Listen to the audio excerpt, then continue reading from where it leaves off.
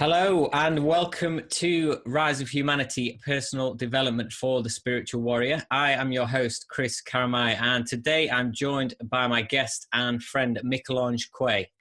Michelange is a multi-talented individual. He's very passionate about what he does, and he has wonderful insights into life and the world we live in. He is a filmmaker, trained hypnotist, and he's a founder of the ceremonial video podcast, The Black Box. So we've got lots to talk about on the show today.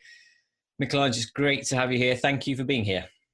Thank you. I love how you just described the black box so concisely. You know, being concise isn't one of my gifts, and maybe it's something that I really need to work on. Maybe we all need to work on that. I came upon a book in the metro and here in Paris about Freemasonry. I so often find books and, you know, maybe you're like that, buying the rare book in the garage sale. Mm-hmm. Like, that book is speaking to me. Let me buy that book. Well, this time I found this book on the ground. Sometimes in Paris, people empty out their apartment and you get 4 or 5 books on high school chemistry. And there's this one that's like, The Theology of Freemasonry. And I'm like, let's see what's going on there. And I picked it up and I got one insight out of the first couple of chapters, where the guy said that the essence of the Freemasonic worldview and journey and spirituality is the realization that aesthetics and ethics are one and the same. What that means is it's all in how we do something. And that's why I hope that some struggle with the challenge of brevity, with the challenge of eloquence, and of being, you know, using the right amount of words in the right way to serve a subject that is important. To me, that's a lifetime mission, even though everything I've said up since the intro now has demonstrated the contrary. Yeah, absolutely. I completely resonate with what you're saying there, and the importance of that clarity and brevity is so you can catch the people that are supposed to hear your message. And I mean, that you can tie that into marketing as well, but when you become crystal clear on your message, the energy you send out will really find and match with the people who need to hear what you need to hear and what you've got to share. And the fact is, we never know, like, let's say we're trying that right now, you and I, to reach those people. Imagine you and I, first of all, are you and I even clear about who we agree those people are? Although we've agreed to come here, we are gathered here today in the name of something. We may not even be clear, not only between you and I, who those people are and what that purpose is. I would wager that you and I, as individuals, from minute to minute, are shifting. Mm-hmm. But we can't go in the trap of saying, everything is everything, man. Nothing is nothing. No, we actually care. We've got rent to pay. We've got loved ones. We've got spouses. We've got causes that affect us on a knee-jerk level. There's things we have to respond to, you know? And so it's almost like, I think the best metaphor for that is some kind of struggle, you know, or some kind of surfing, any kind of metaphor that involves the interactive aspect of our search to connect. You know, we're trying to reach those people. We're trying to say something, but we're forgetting what it is, but we're trying to grasp back onto it. It's alive. Mm-hmm.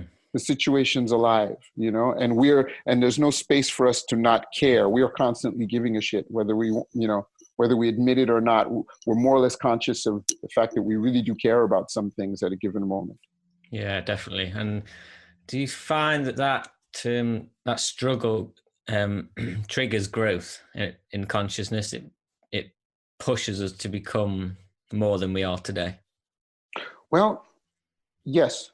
You know, speaking of growth and growth in cycles, my mom was always into self-help books and things like that. And my debates with my mom, I don't know if they necessarily triggered growth. They definitely triggered curiosity. My mom was into all that stuff early on. And I discovered in my affairs just yesterday,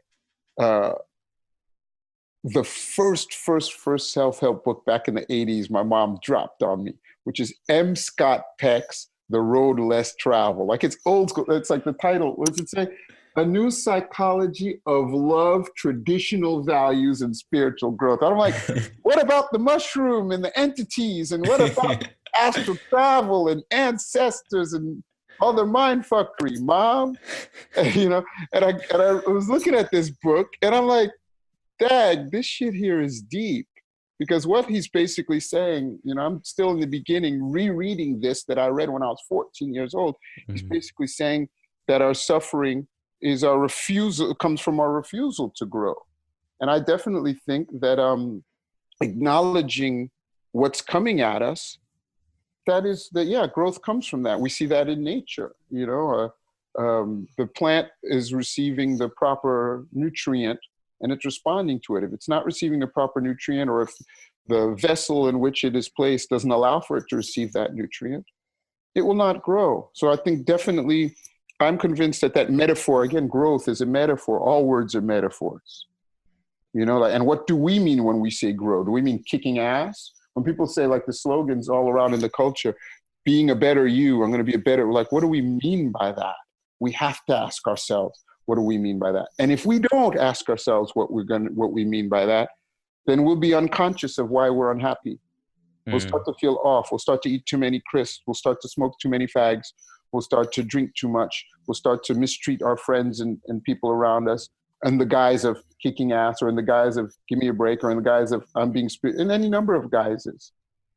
You know, we can't, success can be an illusion. Let's say success can be a hiding place from growth.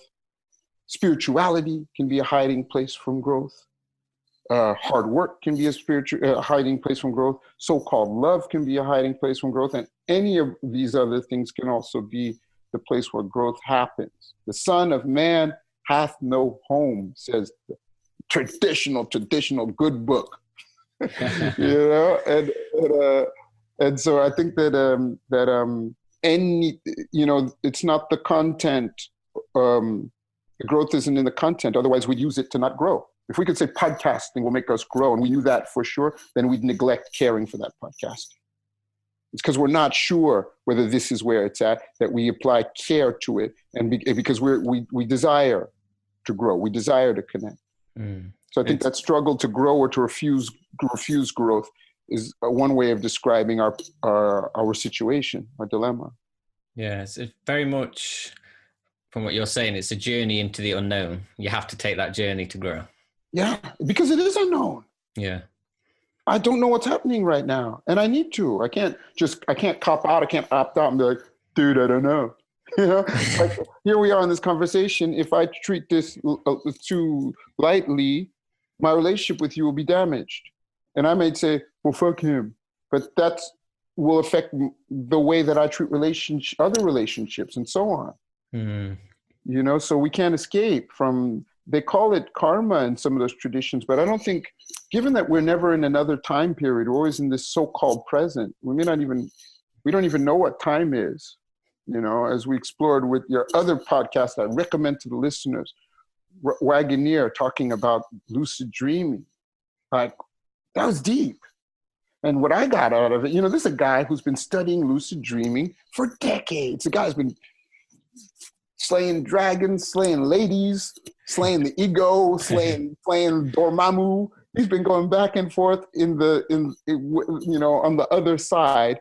And what does he come down to? He comes down to the relationship with that experience. That's what I got out of it. Like, he's into, fundamentally, after all that exploration, he's not into manifesting a chalice or bursting through to the 35th dimension. He's into talking to his experience, having a more and more friendly relationship with the teacher that is life. He got into a posture of how to let life teach him. You know, which means he hasn't figured it out. He hasn't gotten it all sorted. Robert Wagoneer, please check Chris's other episode of The Rise of Humanity. And what is, like, The Rise of Humanity? Listen to that title. Is humanity rising? Is something's rising? What does that mean? We can all reflect on the power of those words. You know, the rise of humanity, lucid dreaming, any of these terms can be doorways for us. Doorways to what? Doorways to intellectual masturbation or doorways to growth. It's for us to do our best to see what we can make of what's in front of us. Absolutely. Damn, I'm in rare form this morning. I better chill out and let Chris talk. You're on fire. So, I mean, for me, you're this very kind of almost enigmatic individual. I mean, you're very multifaceted. You've got lots of different interests. I mean, who are you? I mean, you don't have your identity tied to one specific area, but I mean, who are you at heart? Are you, because you do your filmmaking, you're a hypnotist, you're a video podcaster now. I mean, who are you at your core? Are you in touch with that? Where am I at my core? And let's let anyone who's listening, they talk about mirror neurons. We're all hearing that question. Who am I at my core?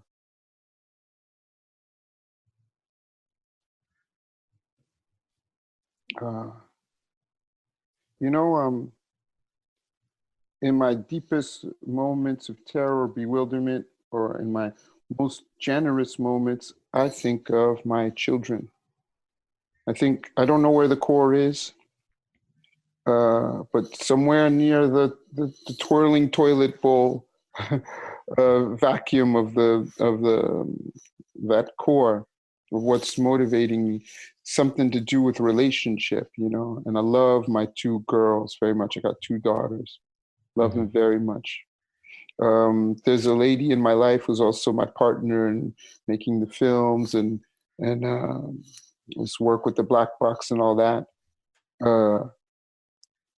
That love relationship is very important to me. That's a great teacher. And this is new. I didn't used to think that. If you had asked me this a year or two ago, 3 years ago, I'm a seeker, I would have said, or something, something funky. But I think that basically underneath all that is me, maybe there's a lot of insecurity, all this questing and expression and all this stuff. Maybe there's a lot of insecurity down there, from childhood on to now, and wanting to be loved. I'm starting to find just recently that the best way to get in good terms with life, with this experience that we're having, might be to take care of those people closest to us. And I don't think we should love it. I don't think we should be running around loving everybody, going out in the street, chasing down the hobo and to help him, or chasing the old lady, because there's somebody, Chris, do you have children? No. Do you have a mom? Yeah. Does she love you? Yeah, very much. So there's a woman out there who wants to be loved by her son, you know what I mean? And she wants to be helped cross the street, so to speak, more than by that fellow, more than by a stranger. So I feel like the philosophies that ask us about our core in a kind of ultimate, like, you are awareness, kind of thing. While those are interesting tools, because your relationship with your mom and my relationship with my children and my partner evolves, so it's very important to realize that kind of fluidity of identity. The attempt to have an ultimate answer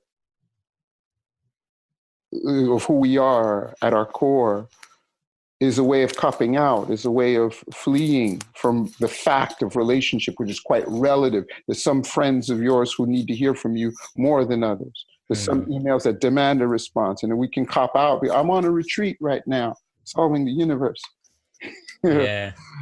I've been finding that love and relationship, I've been allowing of late love and relationship to be the bigger teachers to me. And you know what, Chris? When starting a podcast, the kind of anxieties that could inspire in me, the megalomania, and then the alternating with the feelings of inadequacy that can inspire. When making a film, I've had those feelings. When going practicing hypnosis, okay, I'm going to go to this person, I'm going to hypnotize them. And how will that go down? And who am I to be able to do that? Is this right? Am I good at it? Will it work? All these feelings of imposture, I found get tremendous healing or reassurance, to put it simply, when the closest relationships are attended to. My podcast, the Black Box, is about artists and their inner process. As you're talking to me about my process, this is what I do. You do that with thinkers, all kinds of people. Mine is really just about artists. So I'll do an interview with them, and I'll also do a ceremonial performance piece with them. I'm trying to juggle how that will work out. Do the interviews can be found in long form on iTunes, and on YouTube, the 10 to 15 minute performance or ceremony, whatever that means to the given artist. And it's funny, on the podcasting course that I participated in, wink, wink, I didn't have that idea initially, but I was asked who the demographic for an eventual podcast would be like. I remember now. I was asked 2 or 3 kind of podcasts that I would have. And so the arts, hypnosis, and Afrocentric, ritualistic spirituality, which is what I've been interested in of late, came to fore. And so when seeing how those 3 intersected, I saw kind of someone like myself, some artistic individuals interested in various forms of spirituality in order to get in contact with inspiration. And so I set out to create that. But what I found, interviewing these people and working with them, bearing with, they'll come over to my flat and we'll sit down, and there'll be a kind of ceremonial atmosphere that's set up. It's amazing. To me, what I found is much less the exchange about various techniques or tricks, shall we say, technologies of spiritual practice, and much more the bearing witness to somebody trying to find connection. Different people have different approach. It doesn't really matter how many lamb's tails one shakes or how many sage brushes one burns. It doesn't matter. It's like the intention, the clarity of the intention is what I find most compelling. Again, going back to Wagoner's interview with you, I didn't hear somebody coming on trying to impress us with his knowledge of that subject, which is extensive. I found a guy who was like sitting there on the couch between you and me, looking up at this thing called lucid dreaming, like a bit as just as mystified as you and I in some way, like a fellow traveler. Yeah. And I want to be in this age of isolation where we're all being encouraged to specialize and try to sell that specialization, and make it and kick ass. What I'm finding is I get reinforced by connecting with other people's process, their search. And I find that we have in common, underneath all the various technologies and tricks and styles and approaches and spiritualities and traditions, at the bottom of it seems to be some search for connection and communication. Why are you making this podcast, Chris? Don't worry, I'm not going to kidnap the thing. But let's turn that around. I've talked to you just now about what animates my artistic practice, what I'm discovering about why I'm doing what I'm doing. And you're doing this podcast, and people are listening. They might be allowed to ask themselves, while you and I inquire, why are we doing what we're doing? Why are they listening to this? What do they think they're doing when they're listening to this? Chris, what are you doing? Yeah. For me, the absolute core passion beneath everything is growth of consciousness. And that's, for me, that's the ultimate goal, ultimate aim, to raise people's level of consciousness. But the way that I go about that is my own unique take on it, whether it be talking about lucid dreaming or talking about meditation. It's things that I found in my life that have raised my own level of consciousness profoundly. And I want to share that with the world and ultimately do my part to raise the consciousness of humanity as a whole. And that's why I picked a podcast, because it's such an amazing way to connect with the world. And that's why I picked the name Rise of Humanity, because as much as it will help me in connecting with amazing people, and we're sat having this interview now, which I'm really enjoying, and I'm learning all the time, it's very much about helping as many people as I can, thousands of people in the world. And if I didn't do that and it just became about me, it would be a great project, and I'd have fun, but for me it goes much deeper than that. So it's about the connection of the interconnection of everything in the universe, and lifting it up, really. So yeah, I find it's an interesting question, the question of many people. Like we hear, for instance, people who practice TM, like look at David Lynch, what a he's one of my idols. He's a very private dude. He used to never give interviews, elusive figure. And all of a sudden he came out as a practitioner of the TM meditation, which itself was controversial from the Maharishi yogi. It's kind of a practice. It's got many adherents, but also detractors. Dude came full out and was promoting the practice of that in schools to get it out there. Now, some people might say, if everything is everything, why does it have to be about lots of people? There's a part of me that says that. Like, why not just you and me have this great conversation? I mean, this is the change. Why does it have to be about getting it out there? But no, I've got my own thoughts about that. I want to hear yours first. Why does it have to be about more? Is that not spiritual materialism? I'm just being a bit provocative, because I look at it and I've got both sides of the argument in me. Need it be about thousands and the masses and the many? Why can't it just be sitting with the old man with a cup of tea, letting the plant talk to the plant? Yeah, it's a great question. I mean, for me, actually, this ties back into the point that you were talking about earlier when I asked you who you are at your core, and you talked about relationships. That's what it is to me. It's how I relate to the world. And I just love to see people happy. And if I'm able to improve their life in any way, then that gives me great joy. So just naturally, the more people that I can do that for, the more that excites me. So it's very much improving my connection with humanity. And I think that will just naturally bloom, and it will reach more and more people. And that would, of course, make me happy. But at the same time, I can completely understand what you're saying, that I think just by becoming the very best person that I am and raising my level of consciousness, even if I only share that with one other person, I think that the way I believe the universe works, that my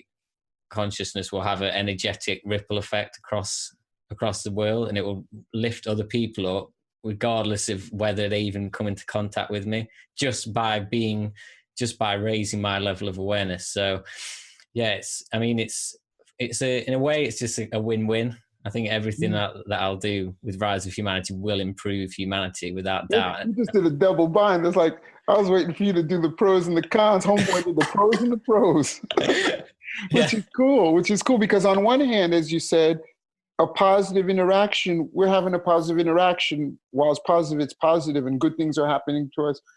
Even if we had scientists looking at our brain scan, there's like not the parts associated with cannibalism and wanton murder and pillage. No, the parts associated with community, learning, sharing. Those parts of our brains are most likely to be active right now. That's on the very you and me level. Fair enough. But on the other hand, there's this other utopic level, which we can see, for instance, look at like 12 steps groups, those groups that started when there was no detoxes or treatments for those ailments. They were built on altruism. So this takes us to another subject, if I dare. In the West, we have a strong secular mistrust of religious authority because it's been abused by the kings and the lords and the counts aligning with the church, and now that very um, immunity we have to that. We look upon Islam or other traditions with that. You know, if you without even getting Islam, if suddenly you said you had some ailment and you went to some shaman in Borneo or wherever it be to be treated, many people would think you're crazy. Now, if you went and it was a group, people might really get concerned, like you're being indoctrinated. We have a mistrust of authority because authority has been abused for thousands of years in the West. We don't trust. And we see the rise of the far right, whether we be opposers or adherents of the far right, or including the extreme left, are both expressions of our mistrust of the powers that be. Now, that also makes us very ambivalent about messianic, or what's the word? Proselytizing. Jehovah's Witnesses. It's like a given that we should make fun of Jehovah's Witnesses. I often see a Jehovah's Witness on the corner and be like, I'm gonna go debate that dude. Yeah. What do you know about God? What do you think that you're gonna share with me? But the fact is that person is doing the best that they can at that moment and reaching out from the very cusp of thinking they see someone in trouble. They may be wrong, but they don't think that they're wrong. And there's something good in there. There's an opportunity for you and I don't want to compare you to a Jehovah's Witness with the rise of humanity, but I think there's something to be said that's salutary and that we should congratulate and encourage in our day and age for anyone who's thinking about going to Calais to go see the refugees, even if they be misguided and confused. It's a great place we're all misguided and confused. And that's, I think, giving a shit about others is a great place to start. And if we just care about the quality of our close relationships and not the larger family, we may murder our neighbor in order to protect my family, I protect my woman. You know, the reactionaries think that way. You know, so I think it's a wonderful, as you said, a double, there's two sides of it, and we can find ourselves somewhere in a healthy equilibrium of growth between those two poles of growth, which is pleasure, whether it be the intimate pleasure of a wonderful conversation, that's a pleasure. We're having a great talk and we're enjoying it. Great. And on the other hand, the real altruism, like maybe somebody out there might need this. Mm-hmm. And that really would change our focus between just jamming, By the way, you're a musician, aren't you? Yeah. What kind of music do you play? Or have you played? Well, a combination pop and rock. I mean, I started off kind of much more guitar-based, heavy distortion, that kind of thing. But now, I mean, I was very much inspired by Michael Jackson in when I was like earlier than 10 years old. And then when I got kind of towards 18, 20, I kind of tapped back into that inspiration again, and that completely transformed my songwriting. I started playing piano more, keyboard, and really kind of moved to a level where I was creating music that resonated with me on a soul level, I would say. Completely profound shift. But I think that was kind of a necessary. I think I was on that path all along. I was kind of meant to come across Michael again. But yeah, it's I'd just say at this point, heartfelt pop music, to be honest. I stumbled onto Prince. I'm a big Prince fan. I was a big Michael fan. I discovered both of them around the same time in life. As a matter of fact, Michael is my earliest pop music memories because I was a kid in the Queens. My mom was check this out, Chris. We were talking just now about altruism and about the mission and how we relate to the mission and how do we keep that healthy. Because Hitler had a mission too, you know what I mean? So like the mission, like how to keep that in sight, yet stay human, right? And now when I asked you about music, the first that came to your mind, and maybe it is the truth that those are your roots, but that has some link to what we're talking about.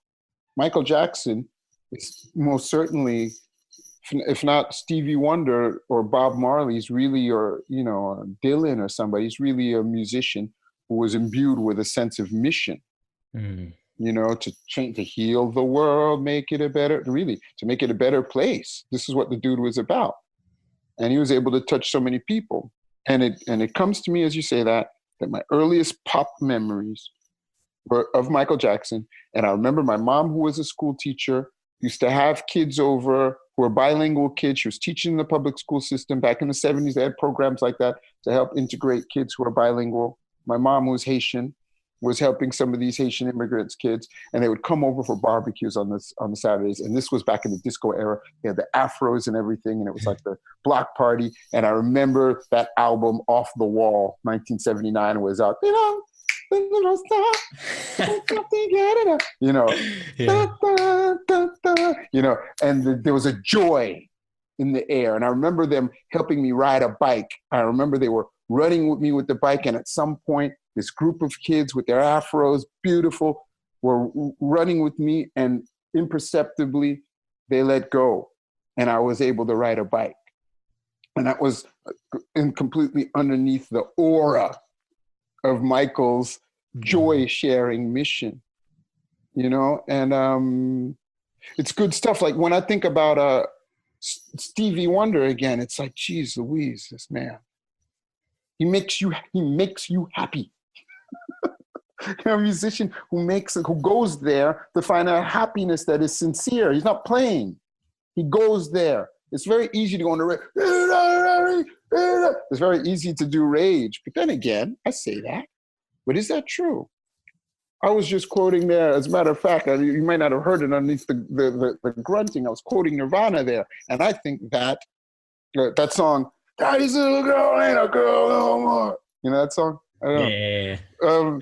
But he went there for rage and pain. Yeah. So it's quite something, these artists who are able to go there to a place that is convincing to us. We can feel in our mirror neurons, our mirror soul, we sense this person is really in contact with a place of suffering. And then when somebody can, it's rare the musician who can get in contact with the place of joy, and that's convincing for us that we don't feel like he's bullshitting us. So when we see Michael singing She's Out of My Life, you know, or singing, you know, the kind of emotions he can contact, or Can You Feel It with the brothers. Can you feel it? You know, It's amazing. You put on Michael Jackson, any party, everybody's dancing. Stevie Wonder, it goes to another level. It's like celebration. Yeah. And I put on Prince last night. Me and my girlfriend were here, and I put on Prince. And, you know, they don't even make love song. I hope the love song comes back. We were listening to, what was it? Do Me Baby by Prince. And Prince Live, 1982 or something, 1999 tour. You can still find those on YouTube. It's like, dag, Prince. Anyway, I feel like art really is no joke. And it is, whether we are artists as podcasters or we're podcasters profiling artists, doesn't matter. It's communication. And we got to find ways to go there and make it pertinent for us, trusting that there's people out there that will respond to that sincere search for pertinence. You know, and this is an era that there's a part of us. So if I say an era, I'm blaming it on something out there where that's in me too, that commercial aspect that's interested in imposture, wanting to be somebody else and try to fool people so I can get followers and get people aboard, and we can get distracted from going there. You know, really finding out where's our pain and having the courage to share that. As something we have in common with us, to find out where our joy is, which I find harder. There's much more. Bob, Stevie, Michael, those are the grand trio of dudes who've been able to go and find the joy. So rare. Yeah. I mean, I think, yeah, definitely it's about going into that place of of vulnerability and like authentic expression. And as you say, those guys were just there in that place. But I mean, I'm curious what your view is on this. But I found that over the years, I very much began to move away from that heavy kind of rock music. And as I've grown, I've kind of began to latch on to this, what I would describe as higher vibrational music. It brings much more joy into my life listening to, say, Man in the Mirror than it does listen to some heavy metal music now, even though I can appreciate that musically. I mean, do you have a view on that? I do. Kind of essential. Yeah. I do. Well, I there's another thing that I do besides hypnosis and film and podcasting, and all these things are the same as participating in this discussion. It's all the work that I'm fascinated with, which is going there. I'll put it, connecting. And I use music as well to do that. And I make my own form of music, which is called electro voodoo. Electro voodoo. So you can find that on SoundCloud, under the SoundCloud, Haiti Ground Zero. Hopefully there'll be somebody out here who hears that and goes on that SoundCloud and be like, that shit is wild. And it uses Haitian voodoo music with electronic music. And let me tell you something, it's very intense music. But here, let me back up a second. I met the other day with a client who is an artist who I did hypnosis with her. So we worked together and she was able to go to another place of artistic expression. And a lot of her work involves ritual and images that would be considered sanguine, bloody images by many people, violent, powerful images. And she herself told me after that, we were meeting up after all this, she was talking about how she had gone to a show in Paris. And that show was talking about ritual and sacrifice. And she felt that in our day and age, where a lot of the shamanistic stuff can start to become a fetish, that the show had too much. I mean, even she showed me the flyer, it was like the word mutilation was there on the flyer, as though that could be an end as such. And so I think when the hard stuff is the point, that interests me less. Just come back to your question. But what I think of a lot of the African traditions, including voodoo and other traditions, the intensity and the passion is important. But it's for sure not just about feeling something to feel it. It's not just about rage for rage. It's about the intensity of our aspiration. When people go to a ceremony, they're not just there to get off or to do a moshing. It's responsible. They got children who are sick. They've got monies they need or struggles they're going through or things they hope for. And they're bringing almost like primal scream therapy, bringing those passions to bear. So as far as music goes, I'm still into a certain intensity. But let me tell you where I relate to you explicitly. I used to all my life be a huge fan of horror films. And my favorite film of all time is Jacob's Ladder of Adrian Lyne. And you know what, homie? I don't go there anymore.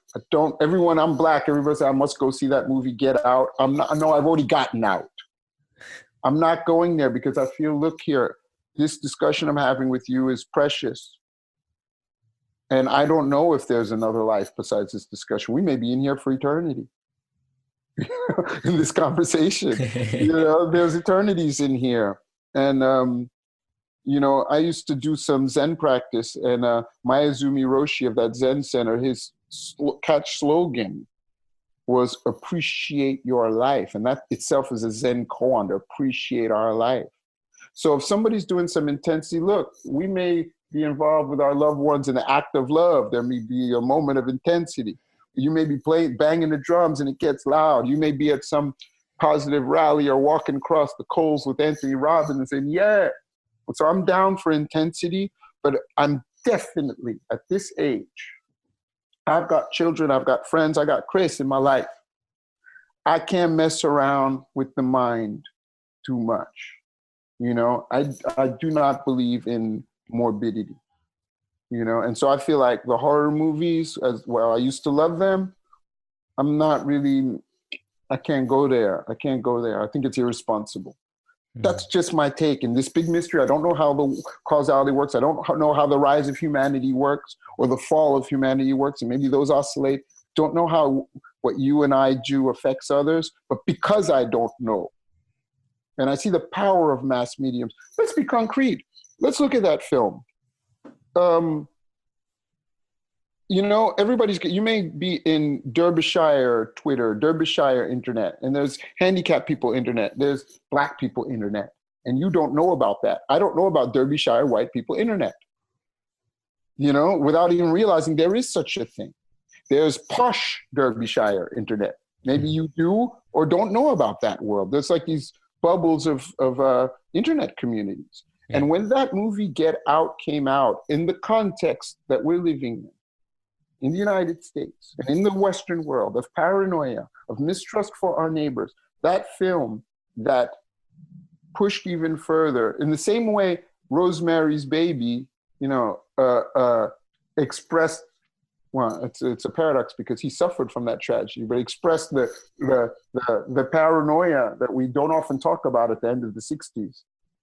That film, Get Out, very much expressed the mistrust for our fellow citizens, whatever their race may be. Like they're going to eat us, you know what I mean? And I saw on Black internet, Black Twitter, Black Facebook, in various groups, people do wordplay. If you go into any extreme internet, you will see people do wordplay. In Rwanda, they went from "we got to kill the insects" to "we got to kill those people."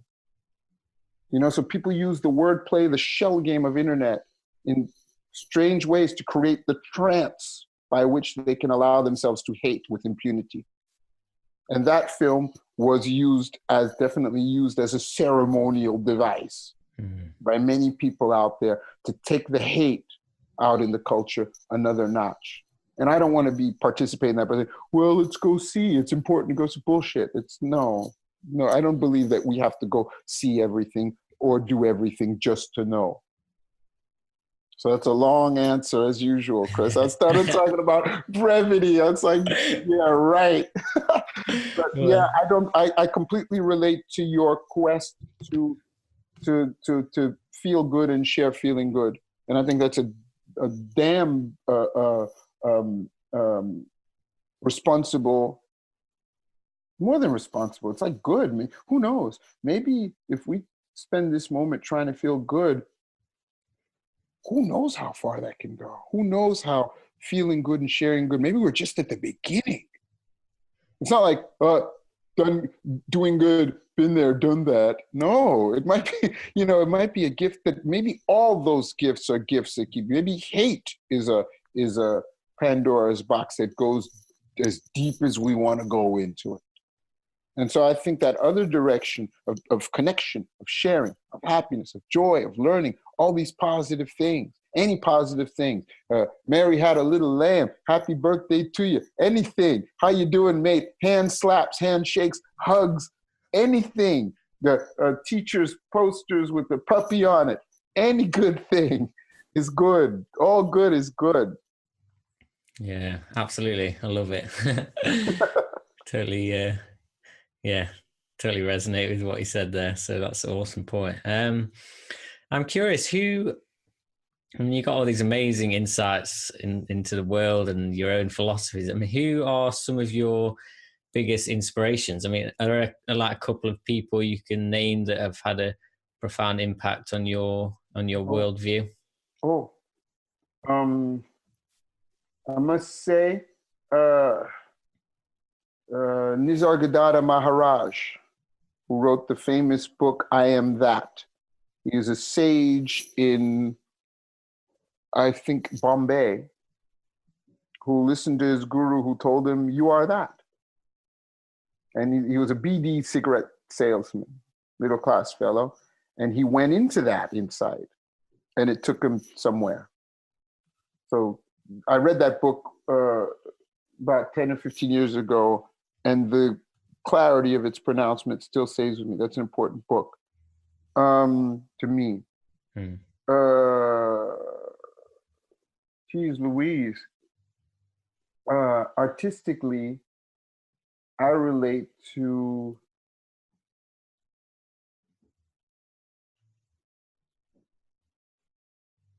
I got two sides of me. I got one side is the Stanley Kubrick side, and the other side is the David Lynch side. Right. David Lynch side for completely going into trusting one's inner world. The Stanley Kubrick side is the almost literary pleasure of the architecture of a work. So I oscillate between those two. As far as hypnosis goes, like many people, I'm a big fan of the famous hypnotist, Milton Erickson. That's what got me into hypnosis, not the idea of zapping people's minds, although that can be a distraction when one goes into that world, one starts to get interested in various applications. But the fundamental thing that interested me in hypnosis was the realization, Chris, that the words, that when I say Chris, that means something to you. Mm-hmm. There's words that mean things to you. And that's much more powerful than we suspect. If you tug on my ear, I will come. You know, that's my ear. And so Terence McKenna, the mushroom exploration pioneer, said that the world is made of words. You know, I don't know if the world is made of words, but we are very much in contact and intimate with words. So it's an amazing way to, you know, something we can take for granted. So one's own words, one's own choice of words, it's powerful. And one can do a lot with that, exploring that, you know? So Milton Erickson is an idol. A couple of musicians, Prince for going there. Prince goes there, you know, just goes there. He's whatever he's interested in, he's as a validation for his inner world and his outer world, his exploration world, his mask world. That is amazing. I feel the same way about Bowie. It's crazy they died a year apart from each other. David Bowie, is a big influence on.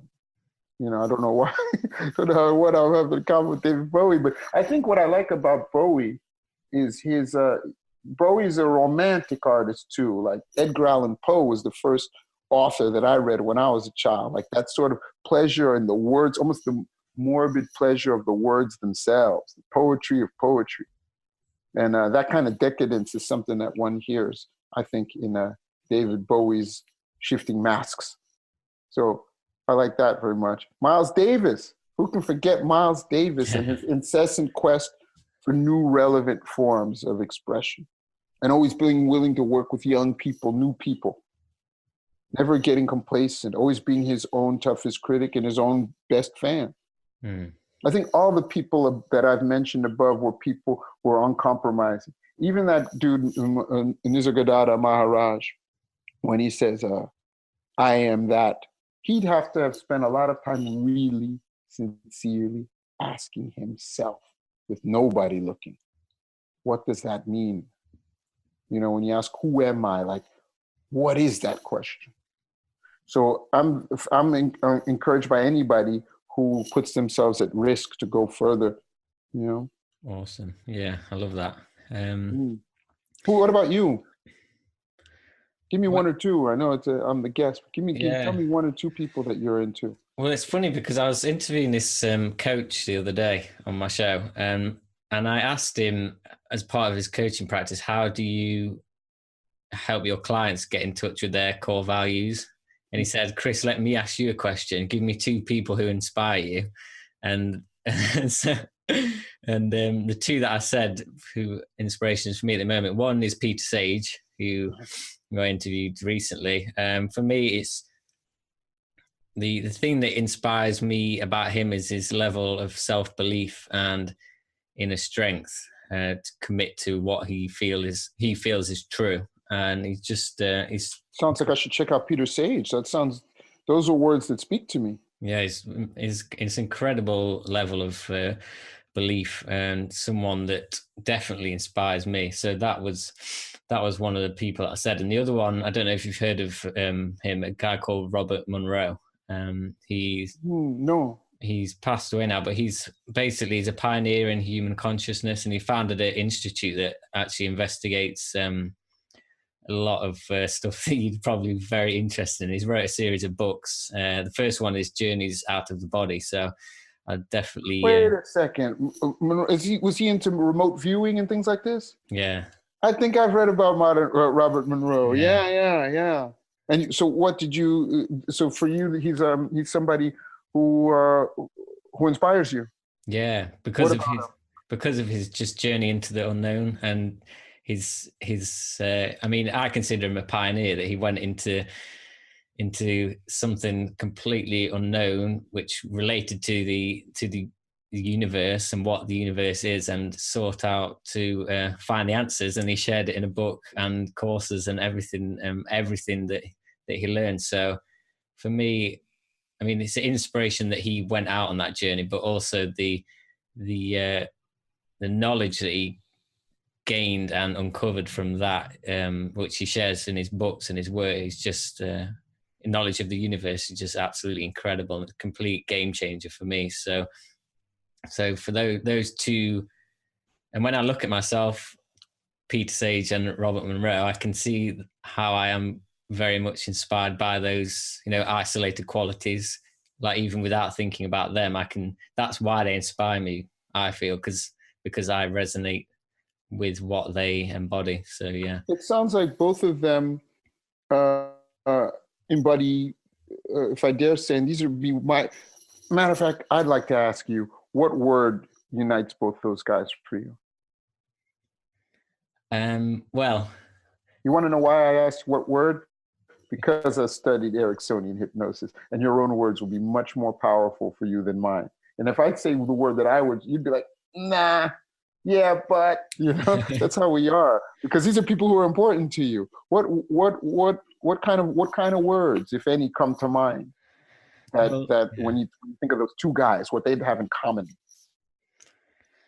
Well, let me think. I mean, I suppose the thing that comes to mind for me, and it's only come up recently because I've started this podcast, and I've kind of gone into this journey into myself to discover what this really is about. But for me, it's the phrase spiritual warrior. That's what comes up for me, because Peter Sage is absolutely, if you listen to his story, he is a warrior, and he does tap into that spiritual side in his work as well. But Robert Monroe's work is just completely on another spiritual level for me. So if I put those two together, it's spiritual warrior is a really... And let me ask you something. What is you said spiritual warrior? What is spirit? Yeah. I don't mean to define it. I mean, what connotations? Because that might have different connotations for different people. So it's not some trick question or to corner you. I want to know, when the spiritual world, even though saying spiritual world, that's a way of talking about things. When you hear spiritual warrior, those words, what is this warrior? What kind of warrior is this? For me, it is bringing the awareness to the essentially the greatness of the universe, the spiritual realms of the universe that we've shut ourselves off to. That's for me what it is. So I feel that there's a huge other level of consciousness and form of consciousness and way of living that humanity shut itself off to. So for me, spiritual warrior it's waking people up to that awareness that we are more than just some physical being walking around this physical earth that has to go to work and do a job and, and all that kind of stuff. For me, it's awakening people to the greatness that we truly are. So spirit would be, spirit in its Latin root comes from breath, the wind, and again quoting the carpenter from the Bible. And I'm not particularly Christian nor anti-Christian, but it's part of our tradition, so it probably has some resonance with me in spite of me. Says the wind will bloweth where it will, and we don't know where it comes from nor where it will go. And so spirit, it definitely suggests more than we think we are. Mm-hmm. And from a larger, like the wind, like you open your window in the flat, and there's forces at work that we suspect little, just from that choice, just from watching this movie, reading that book, having this conversation, allow forces to work that we may deny, or that we can start to become interested into why the windows are flapping like that in the flat. We can start to be interested in why the paperwork is a flutter in the flat. And when I hear you say warrior, what that says to me, and I relate to that with the people that I mentioned and the core values that I'm interested in, and I think it's no accident that we meet. And I'm not referring to some predetermined coincidence. I just think that coincidence itself is fortuitous. I'm interested in similar values, as you mentioned. For me, warrior, spiritual warrior that I think Michael Jackson was, that I think Stevie Wonder was, that I think Charlie Mingus is, that I think Prince is. I think these are people who are uncompromising, who really take a risk, in their pursuit of whatever they think is very valuable. And I think that needs to be encouraged, because we all, in spite of us, feel compelled by certain things. There are certain things that we sense are important, and we weren't the author of that. But we are the inheritor of whatever perspective, our most innermost sense of how things work. If we have the courage, each and every, if you and I were to sit and describe our differences about how we see the cosmos working, perhaps that discussion of our differences would take us to deeper and deeper discussion of differences. Mm-hmm. It doesn't matter the details of one's cosmology, because if I was to ask you one day what you think, and I come back the other day and ask Chris again, I might say, he's contradicting himself. And likewise, that's what you'd say if you'd see me on any number of days. But the pursuit of that truth on any given day, there's something there of asking oneself, how do I really think this comes together? What is really going on? And this is not just shooting, looking at the sky. It's like, should I pay this person back this money? Do I owe this person an apology? Should I go to this movie? Should I read this book? Should I play with this child? What is worthy of my attention right now? Yeah. We really have to sincerely ask ourselves where we're at on the endless game board of life. What is important right now? And have the courage to act upon that, and then see who we shall be on the other side of that act. And these people we've just enumerated have done that. And so they are part of our rise. And they encourage us. When we hear the conviction, the sincerity, the power, the joy of those musicians, we feel they're on the cusp of their own joy. They're discovering joy while singing that tape, while writing those lines. I've not read Monroe, but for you, Monroe was on the cusp of his own discovery while writing those lines or creating that material. And hopefully you and I, in what we vehicle, will be doing likewise. Mm-hmm. We can try our best to do likewise. And I was thinking again about earlier, we were talking about the purpose of the mass communication. Dude, we're in a mass communication world. We're receiving things all the time. I remember a day and age where they didn't used to stream the headlines underneath the screen on CNN and whatever it be. There's constant streams of information coming at us. And so we're in a global conversation. Why not take responsibility for our capacity as emitters? Emitters, we don't say that in English. Broadcasters. As broadcasters, we're broadcasting whether we realize it or not. Absolutely. Are you going to use your bandwidth to say, it's my birthday? or oh, Tottenham lost again, or whatever it be, or look at Donald Trump, look at his hair, what do we want to do with this thing? Absolutely, yeah. And what I like about the idea of a movement of being directional with it is this: on any given month, you'll have put out quite a number of tweets. Your average citizen in this hectare, wherever we're at, puts out a certain number of tweets, certain number of messages, a certain number of conversations. Why not get purposeful with it? Mm-hmm. And why not make that purpose the highest purpose that we can come up with,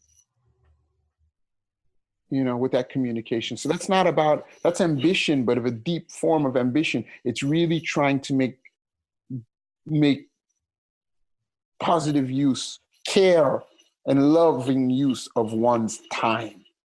Absolutely. Completely agree. Because we are all connected, and we are all individually creating at every moment. So why not make it of the highest level possible, the highest purpose, for the good of for the greatest good. Exactly. For the good of the greatest number. Absolutely. I mean, this has been an amazing conversation. It has, for me too. Talk for a lot longer with you, I'm sure, and I'll definitely have to have you back on the show. But I'd like to just give you just a few minutes to, as a platform, just to talk about the Black Box and where we can find out more about you, for anyone who might be interested in that. Okay. First of all, let me find the link of what that is. First off, the Black Box is this. I'm a filmmaker, and what happened is that I started getting involved in hypnosis, started learning about hypnosis, and I was so fascinated with this thing that it became almost, for 5 minutes, I found filmmaking redundant. So I don't want to make films anymore. It's an egoistic pursuit, trying to get one's film in the festival and get all this attention. Why not go out there and work with people? I found it so impactful with that economy of means of just talking with someone to see the impact that could have on one's life. So it's interesting because this takes us back to our topic of how do we participate in the rise of the good thing, of this good thing. I wasn't thinking in utopic terms, but it was compelling upon me, which suggests that we as human beings, we feel good when we're doing that maximum good. So I started getting involved in hypnosis and saw this is good. And I started to look at film in askance and what this film stuff. And I had a foundation that was supporting my film work at the time. I was involved in a fellowship. And they saw me pursuing this hypnosis training with their grant money, and they were intrigued. Now, we were met to get to another round of my work with them, but at that time I was gone. I was in it.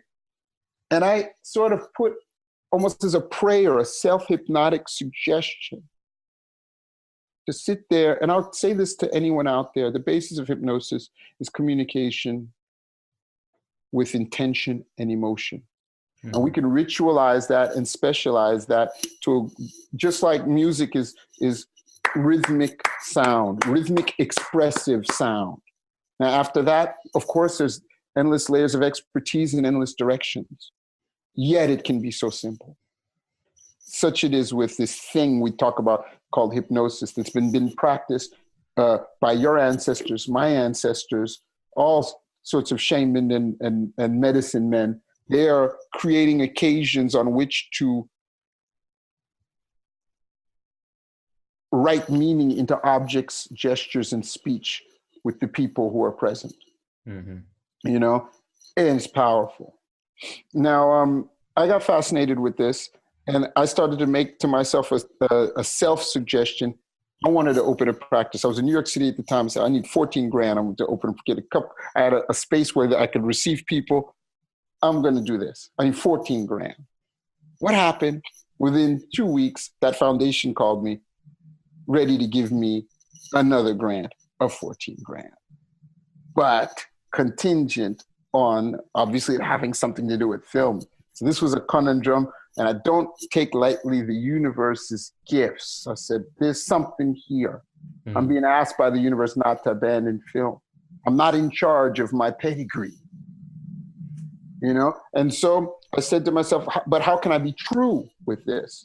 Which I think is the kind of question all the people we've talked about ask themselves at that good moment. How can I make this true for myself? And I said to myself, I'm going to create a film project where I started to get interested in how the camera itself can also be an object that we can charge with emotion and meaning. So what that would mean is how the camera itself and its presence can be a ceremonial object for those who are in front of it in a hypnosis session or a ceremonial session. How the camera's presence itself creates the sense of another kind of witnessing, another kind of presence, another kind of listening, another kind of seeing. Like, can you and I see ourselves seeing right now? Like, what is seeing? So the presence of the camera can be a camera. You know, it's like in the old days, the missionary would show up with a camera, and the indigenous person, don't steal my soul. Right, yeah. And then we see in our day and age the promiscuous use of images that goes on in our culture, the degradation of the human image that takes place in this throwaway image culture, how to make the image sacred. And so I started to reflect on that performance in front of the camera. And I also started to reflect on the screening itself, the viewing process. What happens if we invite the viewer to create certain set and setting and certain intentions before viewing something? Even in your podcast, you can take this and run with it if you want. It might be of interest to not just look at, you know, somebody listening to this podcast is getting information, but they came onto that podcast. Either they're your friend, or they know you, or they're a fan of the podcast, or they just stumbled onto it and responded to those words, the rise of humanity. You know, and they saw an image of it and they went up. There's emotion behind that. What would happen if we work with that emotion and address the audience member on that level, like to help them own, so to speak, that self-dialogue, and build on the power and the momentum of whatever intentions could be at work. Like if we ask somebody right now, what is it? What deeper question brought you to spend the time that you are spending right now to listen to this podcast? May have been something you read or something you heard, an intuition, and maybe you don't even know, and I certainly don't know, but there's a part of you that knows. And that part of you can somehow make itself known in the coming minutes so that you can focus even more your attention on what it is you're here to accomplish. You know, this kind of language, to bring this kind of language to a filmed performance, you know, so that the screening, you know, a movie theater resembles a church. And, you know, and a church is some variation on when, you know, in the old days, it used to be a circle. One has to imagine what can we do to create that sense again, you know. But the fact is that there's something sacred in you know, from its earliest form of this movie theater. It's true that these days people are looking at films more and more on a tablet, but we can take advantage of that, of the privacy. Yeah. With a podcast, with a film, and invite the public to create a space before watching or listening to this podcast that they've taken their time to. Let's make this time special.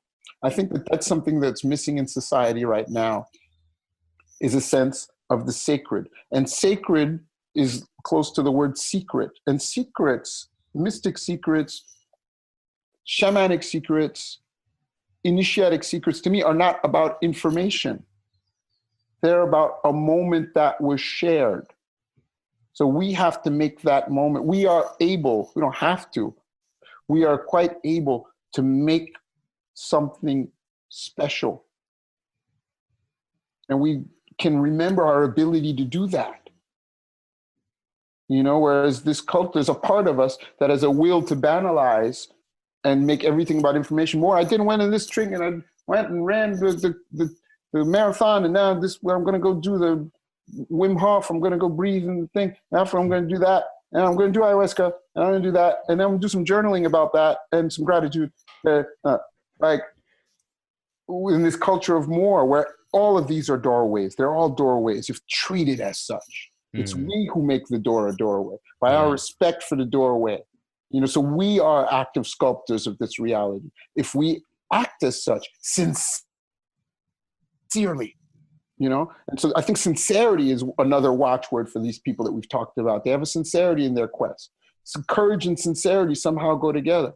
So the Black Box is a podcast show where each time I bring an artist to the attention of the public through a filmed ceremony of that artist's performance, almost as though that artist is making a prayer of some sort, just for the purposes of this podcast and for that audience. And so in the opening minutes, there's a standard opening, but that changes each time to some degree. It's standard enough to feel ritual, variant enough that we don't take it for granted, where I invite the person who's watching and who's listening to allow themselves to go to another space in order to bring their own intentions to bear when witnessing this artist's creative process, creative power, and see what can happen with that. And aside from that, I also have the long interview that I do with said artists, because I just find on the information level, the things that they talk about just so interesting. But there's another aspect, is the feeling of sitting down with a creative person for a long time and hearing their whole view, their whole world. It's like visiting a country, and so that's what it's about. It's a as you said, a ceremonial podcast, that's using the arts. Why the arts? Because the arts were originally the means by which healing took place. There was a day where the Peter Sages of generations gone by, the Robert Monroes of generation gone by, were indistinguishable from the Bob Marleys and the Stevie Wonders and the Mother Teresas of years gone by, because it was all local. And in years gone by, in ancestral times of all of our forefathers and foremothers, there were men and women who were able to sing, dance, speak, and signify in ways that could help lead humanity forward, humanity as represented by those people around them, those people closest to them, and transmitting their knowledge from generation to generation. So the Black Box is an interest. There's also that texture or tone of a reference to ancestry. And for me, that's not to fetishize the shamanic, nor to fetishize any particular culture, whether African, Inuit, South American, or whatever. The tone is more or less African, because I'm interested in the heritage of voodoo. But I think one of the reasons for that sense of the ancestral is because I think it's important for us to remember that the so-called cosmic and creative has everything to do with the relational, with my mom, your dad. So if I was to say before this podcast to address your mom's line and your dad's, the paternal line, and speak to each one of those lines, that's powerful shit, man. Because we are the children of somebody. It's an undoubtable fact. Our earliest identity was not created by, but interacted with, for sure, people upon whom we were entirely dependent. And so it's powerful, I find, to address that part of us. So it's the Black Box is a ceremonial podcast with its ancestral tone on ancestral healing. On the page, it says performance, ritual, connection, hypnosis, healing. This is a space and time where creative artists perform their healing work, invoking the ancestors, a hypnotic ceremony, live and direct invitation from the spirit of you who are watching, you who are listening. And that can be found on thisistheblackbox.wixsite.com website. But even more simple, one can look for my name, Michelange Quay, and The Black Box on YouTube or on iTunes. Okay. And there's links to all that. Awesome. And I'll stick the URL for the website in the show notes as well, so anyone can check that out. Yeah, because I've never sat down and written those things out when people say them either. But who knows what happens when one hears something and sees something? There may be something to it. Yeah, definitely. Well, I mean, it's been an amazing conversation. I really appreciate you coming on the show, and I hope that the listeners will find, I'm sure, something inspirational or informative in this conversation that they can carry into their own lives. So yeah, just a big thank you, Michelange, for coming on, and hope to connect with you again in the future. I definitely hope to connect with you soon, Chris. This conversation has definitely been inspiring and soul stirring for me, and I'm going to take it with me out into my day. Awesome. Sounds good. Right then. Well, that is all for today, guys. Hope you've enjoyed this episode, and definitely check out The Black Box by Michelange Quay. I will put the link in the show notes for you. So yeah, hope you've enjoyed it. Thank you very much for listening, and I will catch you all next time. Bye-bye.